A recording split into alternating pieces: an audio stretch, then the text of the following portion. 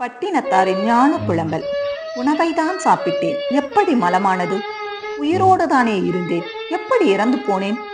மலம்தான் உணவாக இருந்ததா, இல்லை மரணம்தான் வாழ்வாய் இருந்ததா? இன்னும் இழுத்து கொண்டிருக்கிறானே, செத்து தொலையவில்லையே என்று மனைவியும் சுற்றமும் பேசிய போது என்னை 100 ஆண்டு வாழ்க என வாழ்த்தியது நினைவுக்கு வந்தது. இதுவரை எனது கோடாரியால் நான் எனது வேரையல்லவா வெட்டியிருக்கிறேன். நான் விரும்பியவை எல்லாம் என்னை வெறுத்து கொண்டிருக்கின்றன. இளமையாய் இருக்கும் போதே முதுமையை பழகி இருக்க வேண்டும். அறுசுவை உணவை தேடி தேடி உண்ணும் போதே அது மலமாகும் என்று உணர்ந்திருந்தால் அடுத்தவர் உணவை நான் பறித்திருக்க மாட்டேன். அனைவருக்கும் பயன்பட வேண்டிய பொன் பொருளை ஒரு திருடனைப் போல் பதுக்கி இருக்க மாட்டேன். காலம் கடந்த ஞானம். பாயும் நோயும் தவிர யார் துணை வரப்போகிறார்கள்? இறந்தாலும் எனக்காக யார் அழப்போகிறார்கள்?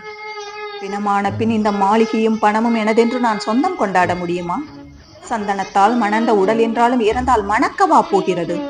கண்ணே மணியே என்று கொஞ்சிய தாயும் என் உயிரே என்று சொன்ன மனைவியும் பிணமான பின் உடன் வரப்போகிறார்களா? பிரிய மாட்டேன் என்று சொன்னவர்கள் பிணம் என்று வீசி சென்ற பிறகு மண் என்னை பார்த்து, மகனே நான் இருக்கின்றேன், என் மடியில் வந்து உறங்கு என்று என்னை மார்போடு தழுவிக்கொண்டது.